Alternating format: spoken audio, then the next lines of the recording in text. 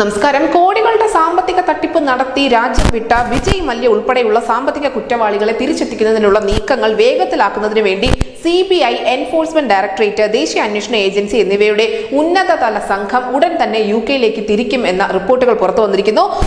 ആയുധ കച്ചവടക്കാരനായ സഞ്ജയ് ഭണ്ഡാരി, വജ്ര വ്യാപാരിയായ നീരവ് മോദി, അതിനോടൊപ്പം തന്നെ കിങ്ഫിഷർ ഉടമയായ വിജയ് മല്യ തുടങ്ങിയവരാണ് ഈ പട്ടികയിൽ ഉൾപ്പെടുന്നത്. UK-യിലും മറ്റ് രാജ്യങ്ങളിലും ഇവർക്കുള്ള സ്വത്ത് കണ്ടുകെട്ടാനുള്ള നീക്കങ്ങളും ആരംഭിച്ചിട്ടുണ്ട്. വിദേശകാര്യ മന്ത്രാലയത്തിൽ നിന്നുള്ള ഉന്നത ഉദ്യോഗസ്ഥന്റെ നേതൃത്വത്തിലാണ് ഈ അന്വേഷണ സംഘം UK-യിലേക്ക് പോകുന്നത്.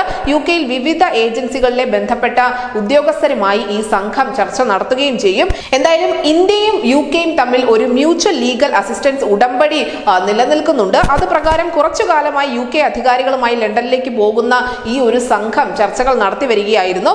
UK-യും ഇന്ത്യയും ഈ മ്യൂച്വൽ ലീഗൽ അസിസ്റ്റൻസ് ഉടമ്പടിയിൽ ഒപ്പുവെച്ച രാജ്യങ്ങളാണ്. അതുകൊണ്ട് തന്നെ സാമ്പത്തിക കുറ്റവാളികളുമായി ബന്ധപ്പെട്ട ക്രിമിനൽ അന്വേഷണത്തെക്കുറിച്ചുള്ള വിവരങ്ങൾ പരസ്പരം പങ്കിടാൻ ഇരു രാജ്യങ്ങളും ബാധ്യസ്ഥരാണ് താനും. ഈ ഒരു മ്യൂച്വൽ ലീഗൽ അസിസ്റ്റൻസ് ഉടമ്പടിയുമായി ബന്ധപ്പെട്ട എല്ലാ കാര്യങ്ങളും കൈകാര്യം ചെയ്യാൻ കേന്ദ്ര ആഭ്യന്തര മന്ത്രാലയമാണ് നോഡൽ മന്ത്രാലയമെങ്കിലും ഈ കേസുമായി ബന്ധപ്പെട്ടുള്ള UK-യുമായുള്ള നയതന്ത്ര ഇടപെടലുകളിൽ വിദേശകാര്യ മന്ത്രാലയം ഉൾപ്പെടുന്നുണ്ട്. ഇതുമായി ബന്ധപ്പെട്ട എല്ലാ അഭ്യർത്ഥനകളും വിദേശകാര്യ മന്ത്രാലയം വഴി തന്നെയാണ് വിദേശ രാജ്യങ്ങളിലേക്ക് അയച്ചിരിക്കുന്നത്.